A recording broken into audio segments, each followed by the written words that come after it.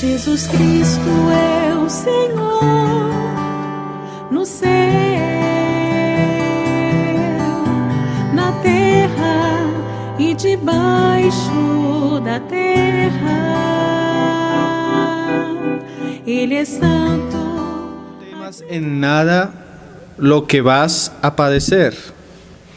He aquí el diablo echará a algunos de vosotros en la cárcel para que seáis probados y tendréis tribulación por 10 días. Sé fiel hasta la muerte y yo te daré la corona de vida. El que tiene oído, oiga lo que el Espíritu dice a las iglesias. El que venciere no sufrirá daño de la segunda muerte. Entonces, la última vez que estuvimos consideramos la recompensa. El que venciere se le dará la corona de vida. Pero hoy vamos a hablar del que no venciere. ¿Qué va a pasar con el que no venciere? Porque el verso siguiente dice: el que venciere, o sea, ese va a recibir una corona y no va a sufrir daño de la segunda muerte. Y se puede dar a entender que el que no venciere sufrirá daño de la segunda muerte. Es verdad que este tema es un tema que ha traído confusión, es un tema que ha traído discusión, es un tema que, de esos pasajes que cuando uno los trata o cuando los hermanos los leen, los lleva a muchos conflictos. Pero primeramente le doy gracias al Señor porque por lo menos los hermanos que siempre hemos estado acá y hemos perseverado, hemos estudiado varias cosas que son base a lo que vamos a decir hoy. Hablamos de la certeza de la salvación, hemos hecho series completas mostrando por las Escrituras que la salvación es por fe, por gracia, que no se pierde. Hemos hecho la diferencia entre gracia y reino, entre salvación y recompensa. Entonces yo sé que para muchos de los que han escuchado esto, pues no va a ser tan difícil. Para los que no lo han escuchado, tal vez vamos a ir despacio para no confundirlos. ¿Qué es la segunda muerte? Vamos a leer primero qué es la segunda muerte. Apocalipsis 20, verso 14.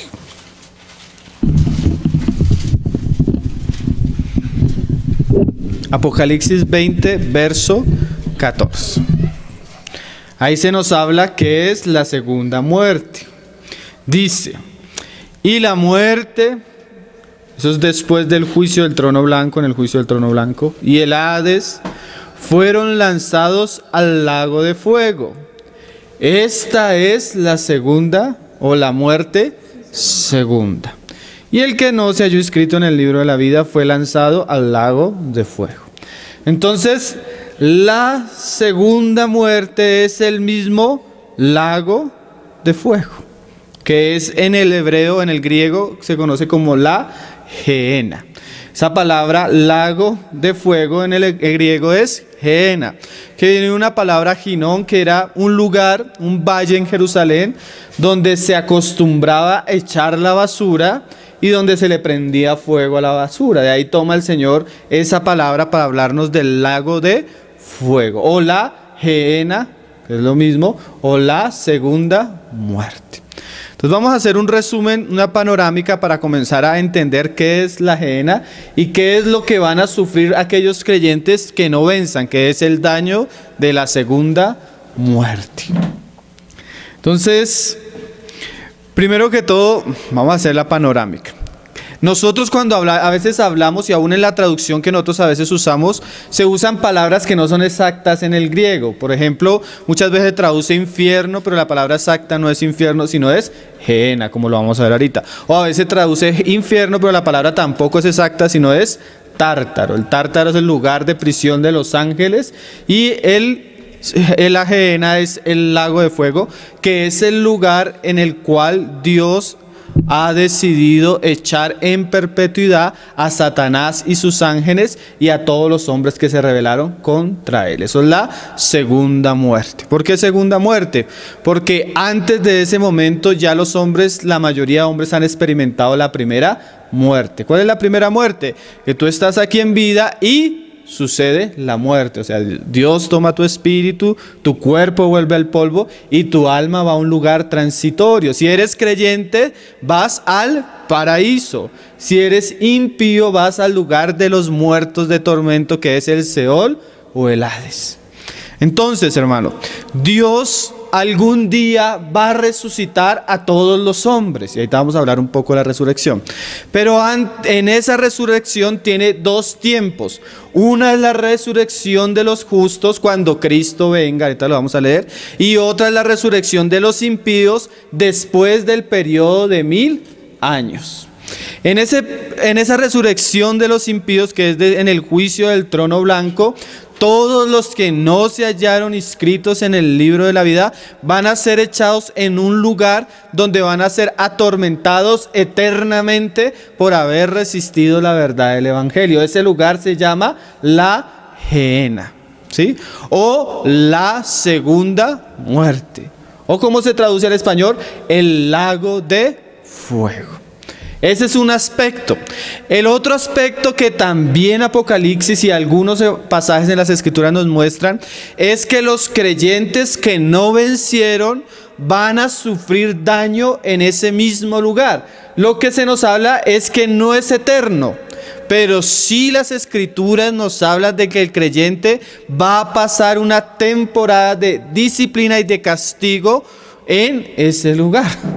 Vamos a ver las Escrituras y usted lo va a examinar, usted lo va a leer conmigo y usted va a sacar sus propias conclusiones. Como les digo, es un asunto en el que ha habido debate, pero para eso tenemos las Escrituras, para escudriñarlas y meditarlas. Y no solo eso, hermano, es un asunto de temor, porque debemos vencer, pero si no vencemos, no hay como ese punto intermedio de que no venció, pero ahí está, sino el que no venció va a recibir un castigo, ¿sí? Es como el hijo que tú tienes, va al colegio y al final de año, si gana, si pasa el año, se le recompensa. Pero si no pasa el año, entonces ¿qué pasó? Pues lo perdió. Y si lo perdió, merece su castigo. Y hay un dolor y hay un sufrimiento. ¿Por qué? Porque a pesar de que tenía todo para pasar el año, no lo pasó. Así hay muchos creyentes que tienen todo para vencer, pero llega un momento en que no vencen. Y no solo no son recompensados como los otros, sino van a ser castigados. Entonces vamos a leer muchos pasajes de las Escrituras y vamos a comenzar a estudiar el asunto. Vamos a mirar primero el aspecto de perpetuidad para el impío, para el que resiste el evangelio, para el que no quiere conocer y no acepta la salvación dada por nuestro Señor Jesucristo. Mateo 10, verso 26.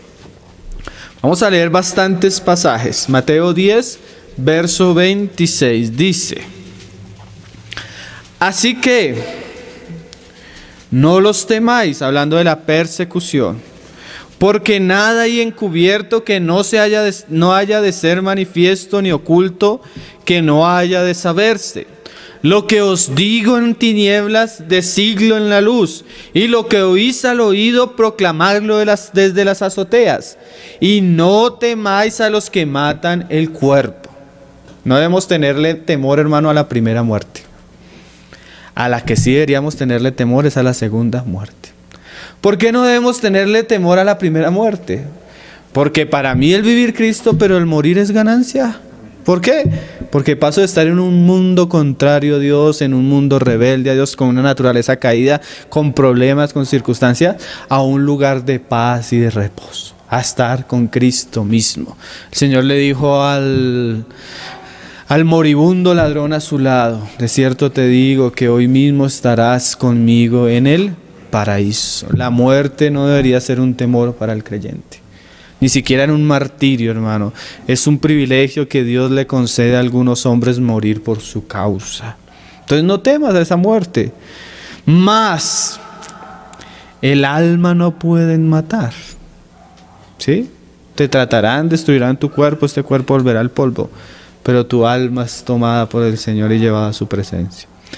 Temed más bien aquel que puede destruir el alma y el cuerpo en el Gehenna. O sea, ¿quién tiene poder para tomar el alma y el cuerpo del hombre y entregarlo al fuego perpetuo? Dios mismo. Eso, ni hermano, esa figura que nos han mostrado de Satanás con el chuzo atormentando a la gente en el infierno, eso es mentira. El que reina en los cielos y en la tierra y debajo de la tierra, en las partes más oscuras y más terribles creadas por Dios para Satanás y sus ángeles, es Dios. Y allá va a ser atormentado y castigado y destruido, no en el sentido de que se acaba, sino de juicio, Satanás mismo con sus ángeles y los hombres que le siguieron a él. Vamos a ver otro pasaje, Mateo 23, verso 15. Estamos viendo primero la gehenna en el sentido eterno para el impío, para los que no creen. Dice Mateo 23, 15: ay de vosotros, escribas y fariseos, hipócritas, porque recorréis mar y tierra para ser un prosélito, y una vez hecho le hacéis 2 veces más hijo del infierno o hijo de la gehenna que vosotros. Entonces mira, a veces nosotros decimos, pero hay un grupo de personas, los testigos de Jehová son muy diligentes y muy religiosos y predican todos los días por la calle. Y qué ejemplo, hermano, una persona que no predica el evangelio de Cristo, que convierte a una persona a una religión o a unos dogmas que no son Cristo, que no es la salvación de Cristo, lo están haciendo 2 veces más hijo de la gehenna, 2 veces más digno del fuego eterno. Un evangelio corrompido que no predica a Cristo es un evangelio que trae maldición y juicio sobre las personas, ¿sí? Entonces una persona puede ser muy religiosa, pero si no tiene a Cristo, está destinado al fuego eterno. Y muchas veces se hace doblemente hijo. ¿Por qué? Porque la persona que es religiosa cree que sabe la verdad, cree que tiene la verdad, y en su corazón se cierra a Cristo y rechaza a Cristo. Entonces, esta persona, mira lo que dice el Señor: le hacéis 2 veces más hijo de la gehenna que vosotros. Y ahí en el 33, serpientes, generación de víboras, ¿cómo escaparéis de la condenación de la gehenna? ¿Cómo va a escapar el hombre? De ahí, hermano, todos los muertos que murieron sin Cristo, Apocalipsis nos dice, los que están en el mar, ¿sí?, los que están en el Hades, todos serán resucitados y comparecerán ante el trono blanco. Y como sus nombres no se hallan inscritos en el libro de la vida, serán echados perpetuamente y para siempre. ¿Cómo sabemos que es eterno? Pues hay pasajes que no lo dicen. Segunda de Tesalonicenses 1, verso 7. Dice: y a vosotros que sois atribulados, daros reposo con nosotros, cuando se manifieste el Señor Jesús del cielo con los ángeles de su poder, en llama de fuego, para dar retribución a los que no conocieron a Dios, ni obedecen al evangelio de nuestro Señor Jesucristo. O sea, Él va a pagarles a aquellos a los que no obedecen, a los que no reciben la gracia de Dios, los cuales sufrirán pena, pero no solo una pena, sino pena de eterna perdición, excluidos de la presencia del Señor y de la gloria de su poder. O sea, aquellos que no reciben la gracia, que no reciben la verdad del evangelio, hay un lugar preparado donde sufrirán pena de eterna perdición. Segunda de Pedro 2, verso 17. Hablando de los falsos profetas, de los impíos, así como el Señor le hablaba a los fariseos y a los escribas, que eran falsos maestros de una religión que había sacado la verdad del evangelio y había rechazado a Cristo, y no solo lo rechazaron, sino lo crucificaron. Ahora Pedro nos va a hablar de personas que son impías, que son falsos profetas. Dice, segunda de Pedro 2, 17, estos son fuentes sin agua y nubes empujadas por la tormenta, para los cuales la más densa oscuridad está reservada para siempre. ¿Sí? La Biblia nos asegura que el castigo para el impío es para siempre. Judas capítulo 1, ahí adelante, verso 13. Dice: fieras ondas del mar, que espuman su propia vergüenza, estrellas errantes, para las cuales está reservada eternamente la oscuridad de las tinieblas.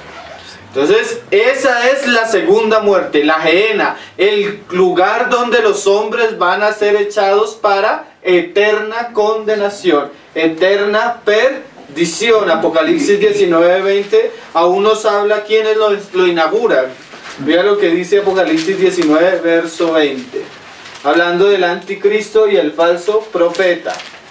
Y la bestia fue apresada, y con ella el falso profeta que había hecho delante de ella las señales con las cuales había engañado a los que recibieron la marca de la bestia y habrían adorado su imagen.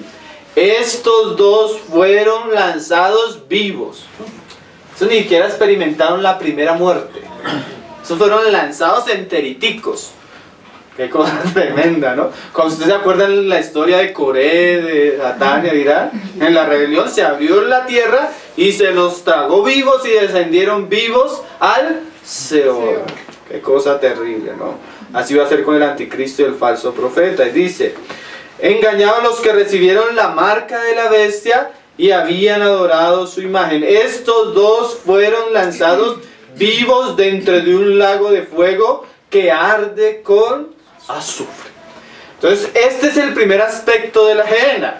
La Gehenna en relación a la perdición eterna de los impíos, de los que resistieron el evangelio de la gracia. Pero ahora la palabra nos muestra otro asunto que a veces es escandaloso para algunos, pero es que la Biblia lo dice, hermano. Y no solo lo dice en una parte, lo dice en muchas partes, como lo vamos a leer. La segunda muerte no tiene potestad, como lo vamos a leer ahorita, leámoslo ahí en el 24, sobre los vencedores. Pero ¿qué pasa con los no vencedores? Porque es lo mismo que nos está diciendo Apocalipsis 2, al que venciere. Pero la Biblia nos muestra que no todos son vencedores. Vamos a leer Apocalipsis 24. Y vi tronos, y se sentaron. Esto es en el tribunal de Cristo, el Señor otorgando sus galardones a los que han vencido en la gran tribulación. Y se sentaron sobre ellos los que recibieron la facultad de juzgar. Y vi las almas de los decapitados por causa del testimonio de Jesús y por la palabra de Dios. Pero estos son los decapitados vencedores, porque vencieron, o sea, no le negaron, sino fueron fieles hasta la muerte, como decía Apocalipsis 2 a Esmirna. Los que no habían adorado a la bestia ni a su imagen, y que no recibieron la marca en sus frentes ni en sus manos, y vivieron. Eso es la resurrección. Pero no solo fueron resucitados, sino recibieron una recompensa. Al que venciere se le dará una ¿qué? Corona de vida, como venimos estudiando en Apocalipsis 2. Y reinaron con Cristo 1000 años. Se nos habla solo de los vencedores. Pero los otros muertos, sabemos que los otros muertos son los impíos. ¿Por qué? Porque sabemos que los otros muertos van a resucitar hasta los 1000 años. Dice, no volvieron a vivir hasta que se cumplieron los 1000 años. Esta es la primera resurrección. O sea, ¿cuál es la primera resurrección? La de los creyentes, ¿sí? Solo que en este pasaje solo se nos muestran los creyentes vencedores, ¿sí? ¿Por qué? ¿Por qué no se nos habla de los otros creyentes que no vencieron? Porque acuérdense, hermano, y ahorita lo vamos a leer por la palabra, de que todos los que son de Cristo van a ser resucitados cuando Cristo venga. Pero entre los que son de Cristo hay unos que son vencedores y otros no. ¿Por qué solo se nos menciona a los vencedores entre los que han resucitado primero? Porque se nos va a hablar de la segunda muerte, ¿sí? Porque vamos a ver ahorita que la segunda muerte sí tiene un poder sobre aquellos que no vencieron, o tiene la capacidad de permitirles, o, ¿cómo decirlo?, la capacidad de infundirles un daño por causa de ciertas cosas que vamos a leer ahorita. Dice, bienaventurado y santo el que tiene parte en la primera resurrección. La muerte, segunda muerte, no tiene potestad sobre esto, sino que serán sacerdotes de Cristo, de Dios y de Cristo, y reinarán con Él 1000 años. Entonces, los santos y bienaventurados son los vencedores sobre los cuales la segunda muerte no tiene potestad. Pero ¿qué pasa con los otros creyentes que también fueron resucitados, pero que no vencieron? Porque todas las parábolas del reino de los cielos nos muestran que cuando Cristo vuelva y se encuentre con sus siervos, entre sus siervos van a haber siervos fieles y siervos infieles. Este pasaje nos muestra lo que va a pasar con los fieles. Van a recibir una recompensa y la segunda muerte no tiene potestad sobre ellos. Pero ¿qué pasa con los infieles? Vamos a leer otros pasajes donde nos muestran primero que los otros también ya habían sido resucitados. Los cristianos infieles o que no vencieron también habían sido resucitados. Mira lo que dice 1 Corintios 15, verso 22. Este es un pasaje claro hablándonos de la resurrección. Porque así como en Adán todos mueren, esa es la primera muerte, también en Cristo todos serán vivificados. Esa es la primera resurrección. Pero cada uno en su debido orden. Cristo las primicias, esa coma no existe en el griego y más adelante nos dice que Cristo es las primicias. O sea, la resurrección tiene estos planos. ¿Quién resucitó primero? Cristo.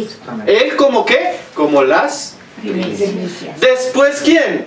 Luego los que son de Cristo. ¿Cuándo? En su venida. ¿Y después quiénes? Después del milenio, los que no son de Cristo. Entonces cuando Cristo venga, Él va a resucitar a todos sus hijos. Y los vencedores no van a sufrir daño en la segunda muerte. Pero ¿qué pasa con los no vencedores? ¿Sí? Hermanos, y debemos saber una cosa. Aún en la resurrección de los creyentes hay niveles. ¿Cuáles son los niveles que se hablan en la resurrección de los creyentes? En las parábolas de las vírgenes se ve esto. Todas oyeron que venía su Señor, alistaron sus lámparas, pero unas tenían más gloria que otras.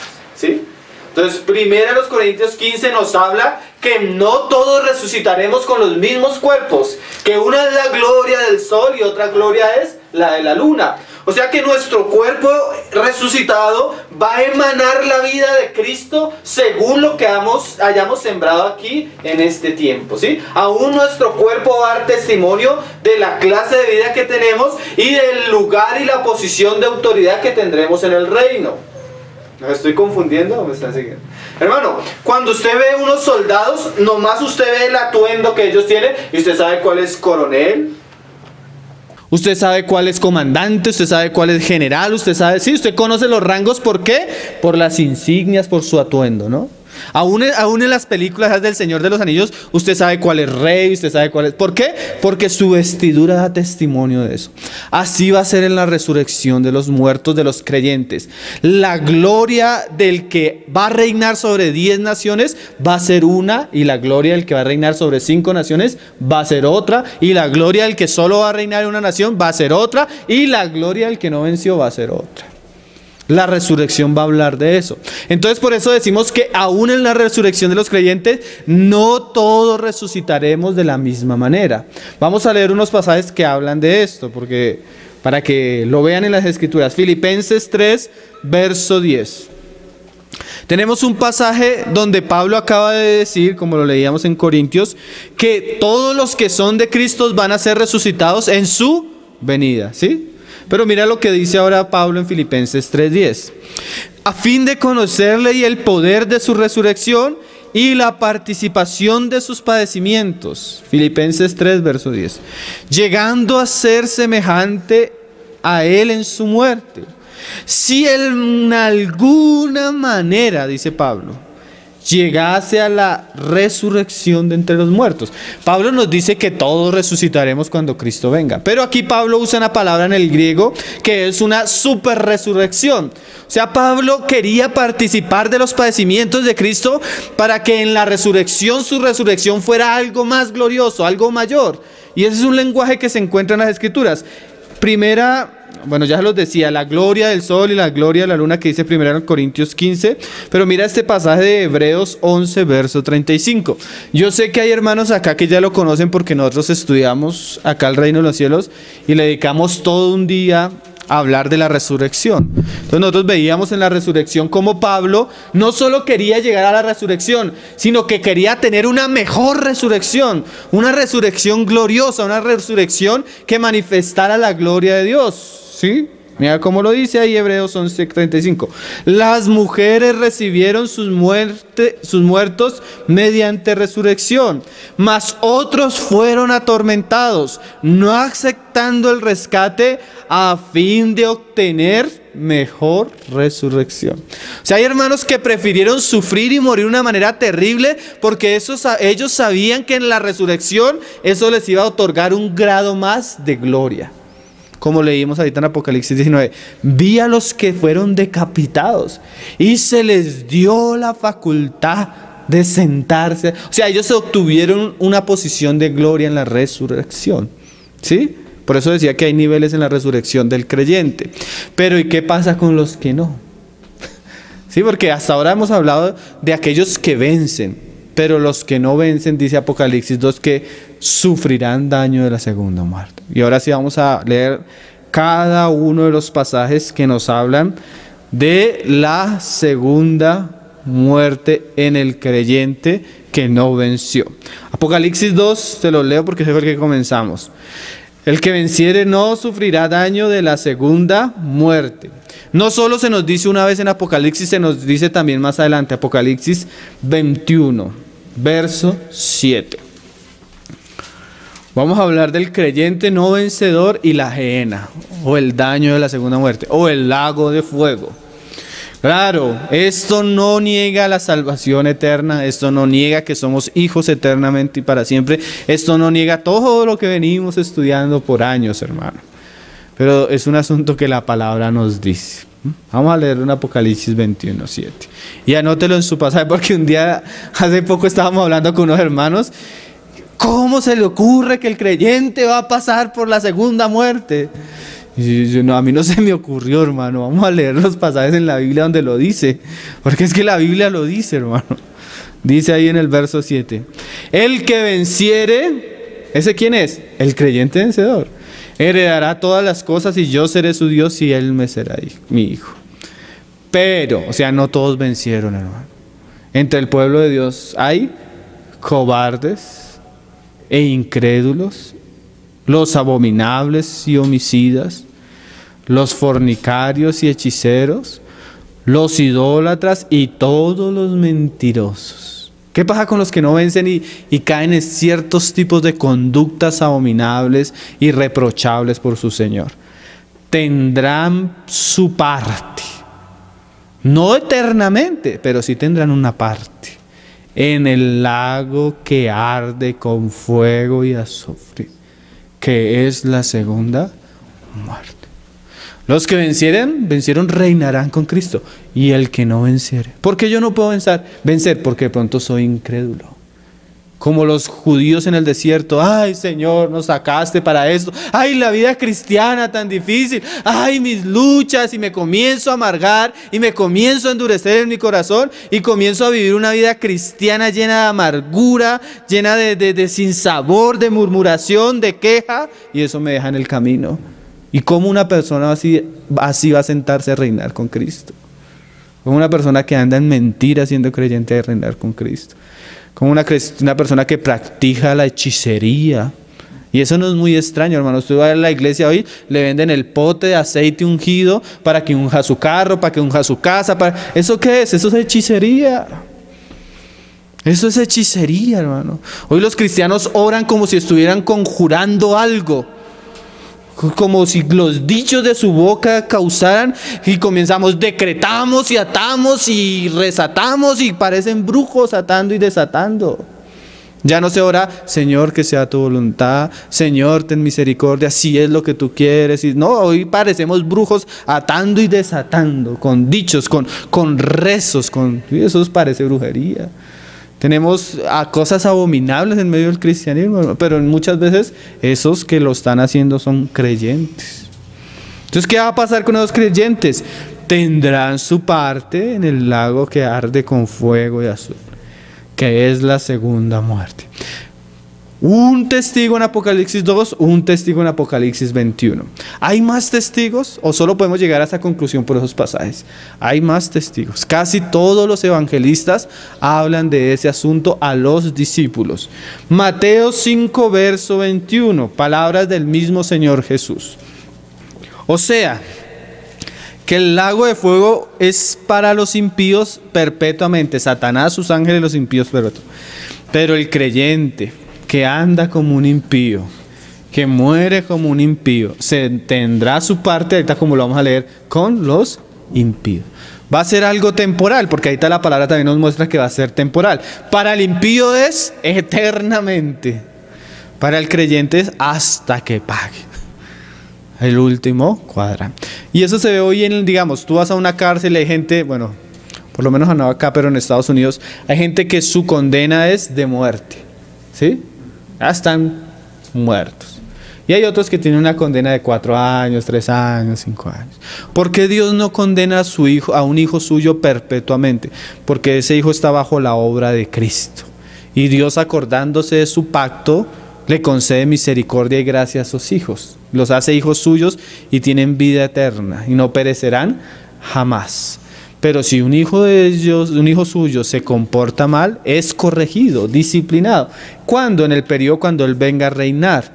Pero aún entre esas correcciones y disciplinas que se nos hablan, se nos nombra esta de la segunda muerte. Porque es que lo dice la palabra. Vamos a ver muchos pasajes, hermano. 5:21. Oísteis que fue dicho a los antiguos, le está hablando a los discípulos, ¿no?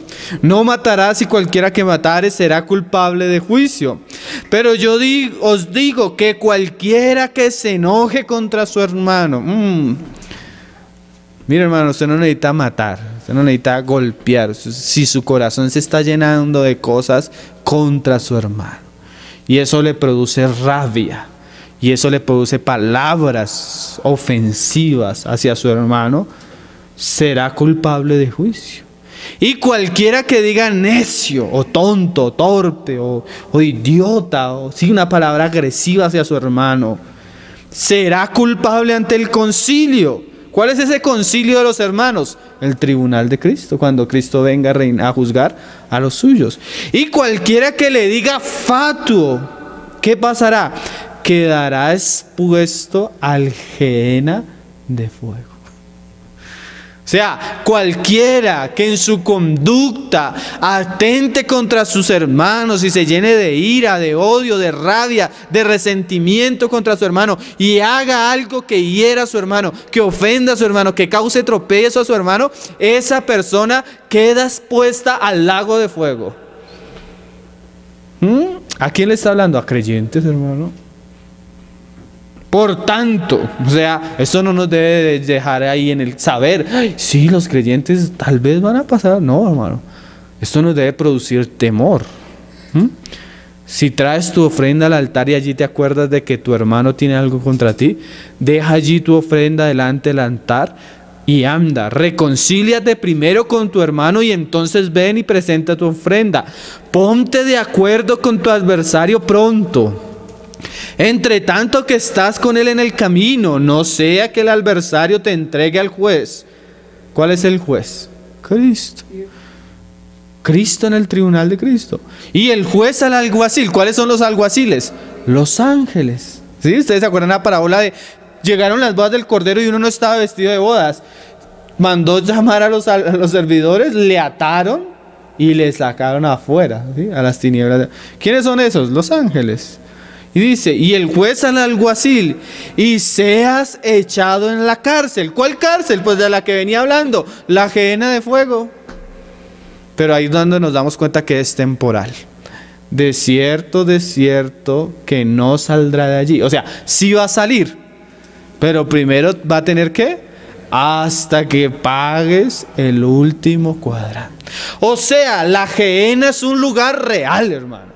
Fuego perpetuo para el impío, pero para el creyente impío, no vencedor, puede llegar a ese lugar y pagar muchos de sus pecados que cometió aquí en la tierra por causa de su necedad y no haber solucionado sus asuntos acá. Qué cosa seria, ¿no? Pero este pasaje nos muestra que es temporal. Amén, ¿lo estamos entendiendo? Otro pasaje, Mateo 18. 2 testigos en Mateo, 2 testigos en Apocalipsis, 2 testigos ahora en Mateo. Mateo 18:1 dice, hablándole el Señor a sus discípulos: en aquel tiempo los discípulos vinieron a Jesús diciendo, ¿quién es el mayor en el reino de los cielos? ¿Está hablándole a quién? Va a comenzar a hablarle a sus discípulos y a responderles una pregunta. Y comienza a hablar de los niños, ¿sí? Que tienen que hacerse como niños. Y ahí en el verso 8 dice, como una continuación de lo que viene hablando: por tanto, o sea, si tú eres mis discípulos y quieres ser grande en el reino de los cielos, debes tener cuidado con algo. Si tu mano o tu pie te es ocasión de caer, córtalo y échalo de ti. Oye, el Señor, ¿por qué está exagerando con un discípulo?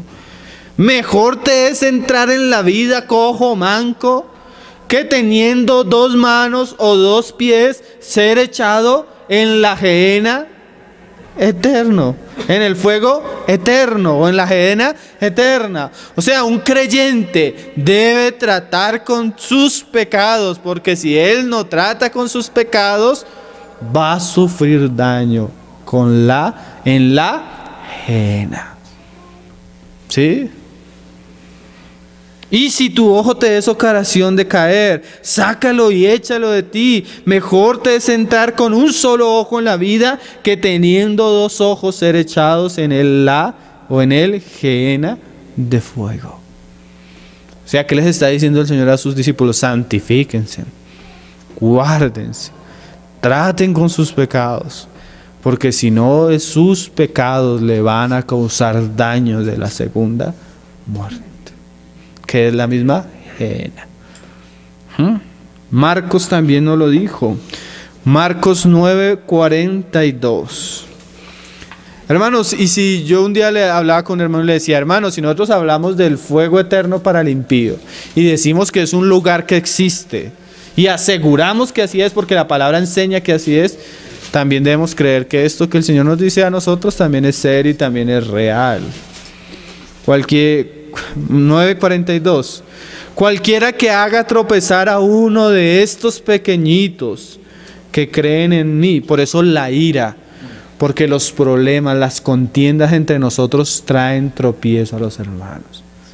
Imagínate, estamos en una reunión, se levanta un hermano contra otro y le dice una barbaridad en ira, y hay otros hermanos nuevos. Los hermanos nuevos dicen, no, pero yo para que voy a una iglesia donde esos cristianos se agarran ellos mismos. Y el hermano o los hermanos nuevos dejan de ir a la reunión por los problemas entre los hermanos. No solo estamos causando un tropiezo, no solo nos estamos exponiendo, sino estamos tropezando a los otros hermanos. ¿Sí? Estamos causando daño a los hermanos menores, porque hay hermanos que son nuevos, su fe es frágil, que ven cualquier cosa y se escandalizan. Y en ese mismo contexto también se nos habla de los pecados. Y se la arrojas en el mar, si tu mano te fuera ocasión de caer, córtala. Mejor te es entrar en la vida manco, que teniendo 2 manos ir al infierno, al fuego o al gehenna, al fuego que no puede ser apagado, donde el gusano de ellos no muere y el fuego nunca se apaga. Qué frase seria, hermano. Y si tu pie te fuera ocasión de caer, córtalo. Mejor te es entrar en la vida cojo, que teniendo 2 pies ser echados en el gehenna de fuego, que no puede ser apagado, donde el gusano de ellos no muere y el fuego nunca se apaga. Y si tu ojo te fuera ocasión de caer, sácalo. Mejor te es entrar en el reino de Dios con un ojo, que teniendo 2 ojos ser echados al gehenna, donde el gusano de ellos no muere y el fuego nunca se apaga. Y podemos decir lo que dijo Mateo, hasta que pagues. Pero habla de que el creyente puede sufrir daño, de que el creyente puede ser entregado. Hermano, y cuando hablamos de esto, no es que mi alma vaya y... no, es el ser integral. ¿Qué es eso? Yo soy resucitado cuando Cristo venga, soy resucitado cuerpo, alma y espíritu. ¿Sí? Y yo voy a ser echado allá con cuerpo. ¿Sí me hago entender, hermano? Al fuego. Eso no es que, porque a veces se malinterpretó ese pasaje que habla de dicotomía, de separación. No es que mi alma ya va y mi cuerpo no. Donde el cuerpo, es mejor que se te quite tu ojo y entres al reino sin un ojo y no todo tu cuerpo sea echado en la gehenna. ¿Sí me hago entender, hermano? Ahí es el ser integral. Juan 15, verso 4. No solo Mateo, no solo Marcos, ahorita vamos a leer Lucas, pero saltémonos a este de Juan. Juan 15, 4.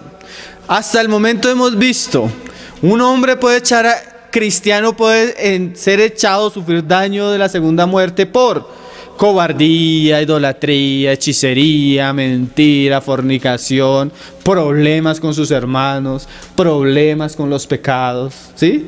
Pero también otro tipo de creyente que va a ser expuesto al lago de fuego es el creyente inútil, el creyente que no da fruto. Juan 15, 4 dice: permaneced en mí y yo en vosotros. Como el pámpano no puede llevar fruto por sí mismo si no permanece en la vid, así tampoco vosotros si no permanecéis en mí. Yo soy la vid, vosotros los pámpanos. El que permanece en mí y yo en él, éste lleva mucho fruto, porque separados de mí no podéis, nada podéis hacer.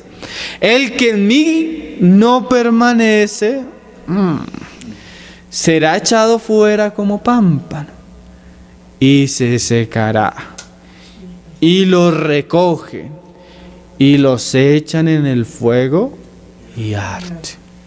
¿Cómo interpreta usted eso? A mí eso me suena ajena. A mí me suena a daño de la segunda muerte. El que no da fruto, el que no permanece, es cortado, o sea, muerto, se seca, o sea, resurrecto, y se echan ¿dónde? Al fuego. Claro, es y arde. ¿Cómo le suena a usted esa palabra? Y arde. ¿A quién? Al que no da fruto. Lucas 12, verso 42. Qué asunto serio. Lucas 12, verso 42. Y dijo el Señor: ¿quién es el mayordomo fiel y prudente al cual su señor pondrá sobre su casa, para que a tiempo les dé su ración? Bienaventurado aquel siervo al cual cuando su señor venga le haya haciendo así. Este es el siervo vencedor, el cual cuando el Señor venga le haya haciendo así. En verdad os digo que le pondrá sobre todos sus bienes. ¿Eso es qué? El milenio. Mas si aquel siervo dijere en su corazón: mi Señor tarda en venir. ¿Cuál es el problema de que yo no me esté preparando para la venida del Señor? Si yo no amo la venida del Señor, eso se nota que hay descuido en mi corazón. Y si yo descuido mi relación y mi expectativa de que el Señor viene, yo descuido mi caminar. Entonces dice: y comenzaré a golpear a los criados y a las criadas. ¿Qué es eso? Comienza a darle lugar a la ira, a la rabia, a la carne, al celo, a todo eso que es carne. Y comenzaré a beber, a comer y a beber y a embriagar. ¿Qué es eso? Comienza no solo a llenarse de ira, sino comienza a satisfacer todos sus placeres carnales. Fornicación, adulterio, inmundicia. Comienza a llenarse de todos esos pecados. ¿Qué pasa? Vendrá el Señor de aquel siervo en día que éste no espera, y a la hora que no sabe. Y mira estas frases: ¿y es un siervo o no es un siervo? Es un siervo. Y le castigará duramente. Y mira esta frase: y le pondrá con los infieles. ¿Dónde están los infieles, hermano? Imagínate estos pasajes tan serios, hermano. ¿Cuánto será? Mira que el Señor nos muestra que es temporal y repercute según la responsabilidad del siervo. Aquel siervo que, conociendo la voluntad de su Señor, no se preparó ni hizo conforme a su voluntad, recibirá muchos azotes. O sea que su parte con los impíos va relacionada con lo que él sabía. O sea, sabía la voluntad de Dios, conocía, entendía y no se preparó.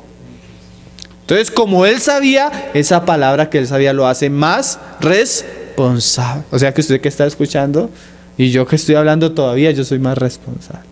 Pero el que no sabía, o sea, nadie le enseñó, nadie le explicó que debía tratar sus pecados, que debía santificarse, que debía hacer ciertas cosas. Mira lo que dice.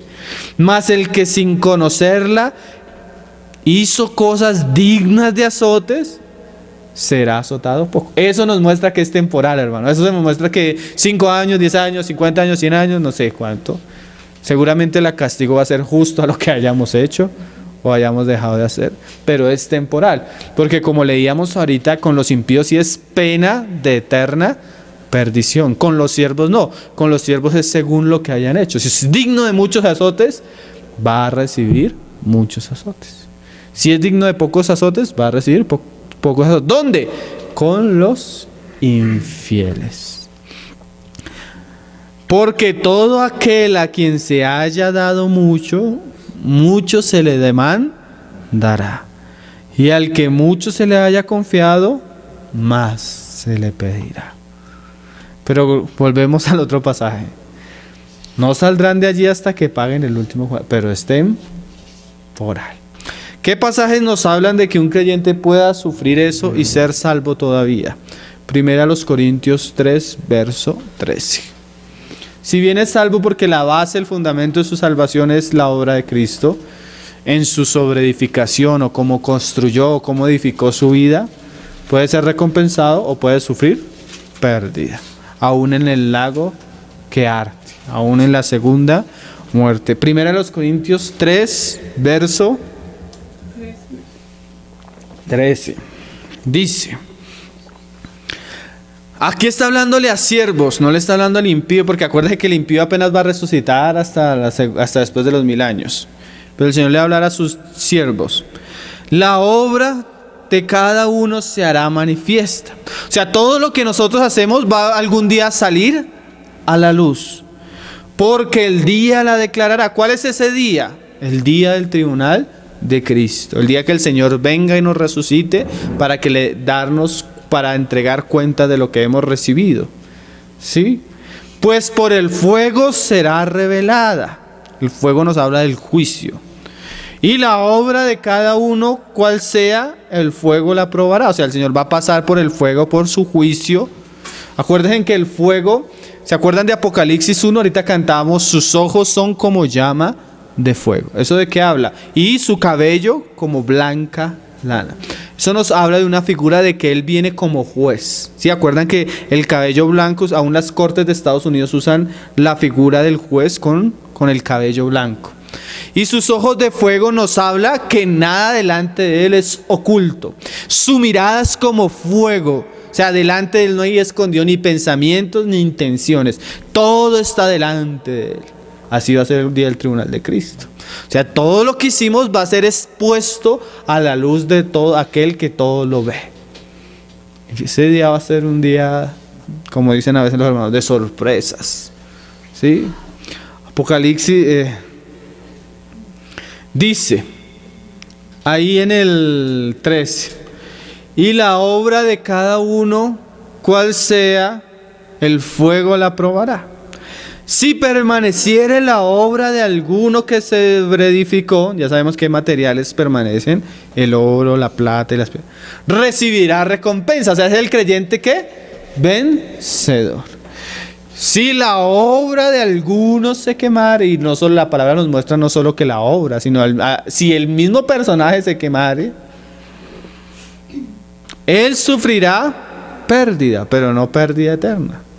Si bien él mismo será salvo, aunque así como por fuego. O sea, va a ser salvo, pero tal vez tenga que pagar en el fuego, en la ajena, algún tiempo por sus iniquidades. Entonces, el creyente no vencedor y la ajena. Terminamos con un pasaje, hermanos, para asegurar la certeza de la salvación. Salmo 89, verso 26. Salmo 89, verso 26 nos habla de la salvación, del pacto en la obra de Cristo, pero también se nos habla de la seguridad eterna, pero también se nos habla del castigo. Porque de verdad que hay veces que hay creyentes que somos dignos de castigo. Y a veces castigos tan serios como tener parte en lo que estamos hablando. Pero si bien la salvación es perpetua. Dice, Salmo 89, verso 26. Él me clamará, mi Padre eres tú, y mi Dios y la roca de mi salvación. Yo también le pondré por primogénito, el más excelso de los reyes de la tierra. Para siempre le conservaré mi misericordia y mi pacto será firme con él. O sea, el pacto del Padre y el Hijo va a ser firme. ¿Cuál era el pacto del Padre y del Hijo? Que los que el Padre le diera al Hijo, ninguno se perdería. O sea, ese compromiso de que la sangre de Cristo iba a ser suficiente para redimir un pueblo y para darle a ese pueblo vida eterna y hacer de ese pueblo sus hijos para siempre.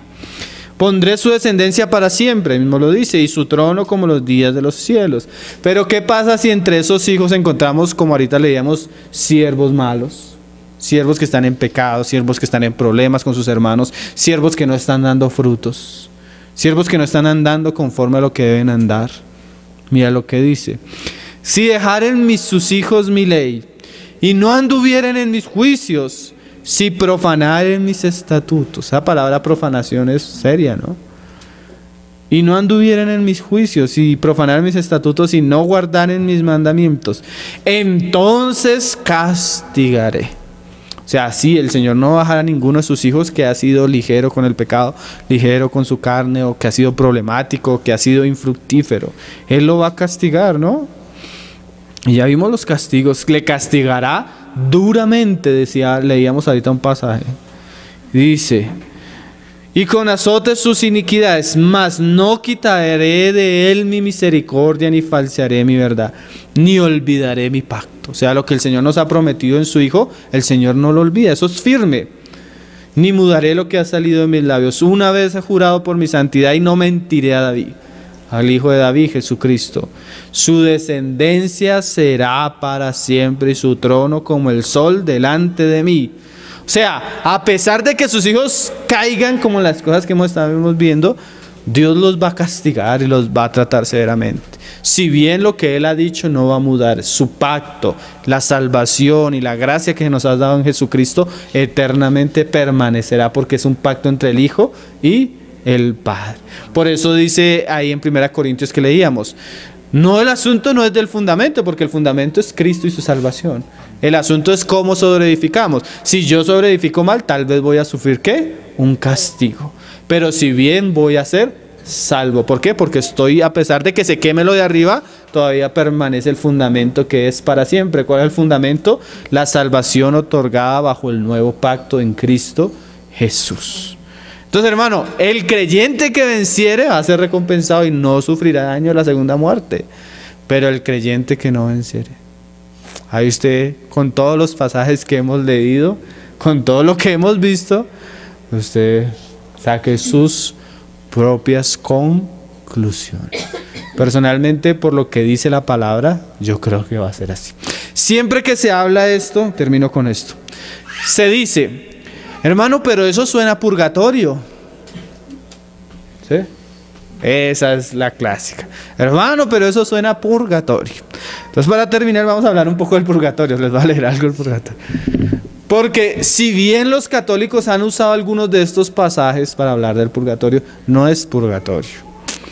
¿Qué es el purgatorio? Según la teología católica, las muertes, las almas que llegaron a la muerte en estado de gracia, o sea, de alguna manera siendo católicos, pero no totalmente purificadas para entrar al cielo, pasan a un estado de purificación que conocemos con el nombre de purgatorio. Entonces, primero que todo, el católico cree que el católico muere y si su alma no fue purificada, va a un lugar donde va a ser purificado, que es el purgatorio. Nosotros como creyentes creemos esto: cuando una persona muere con Cristo, va al paraíso. Cuando una persona muere sin Cristo, va al Hades o al Seol. ¿Esperando qué? Esperando el tribunal de Cristo. Porque todavía no se le va a pagar, sino ¿cuándo se le va a pagar? Cuando ella sea resucitada y se le pida cuentas en el tribunal de Cristo. ¿Sí? Estamos haciendo la diferencia porque no es purgatorio. ¿Sí? Los católicos dicen el purgatorio no es un espacio físico, sino es un lugar, sino se define como un estado transitorio de purificación y expiación, donde después de la muerte las personas que han muerto sin pecado mortal van allá, que han cometido pecados leves y esto. Nosotros cuando hablamos de la gehenna, hermanos, sí hablamos de un lugar físico. Sí, no estamos hablando de algo, no, es un lugar físico, donde van a entrar los hombres con cuerpo físico. Sí, el impío eternamente, el creyente después de su resurrección en Cristo. Dice, dicen los católicos, ¿no? Debido a que todo aquel que entra en el purgatorio termina entrando al cielo tarde o temprano, el purgatorio no es una forma de infierno, dicen ellos. Mira lo que dicen ellos. Las plegarias a Dios por los muertos, la celebración de Eucaristías y las indulgencias pueden acortar la estadía de unas o varias almas que estén en dicho estado. ¿Sí? ¿Sí has escuchado eso?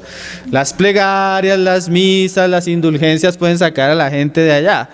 Pero ahí uno nota la intención cuando el Papa formuló esta doctrina.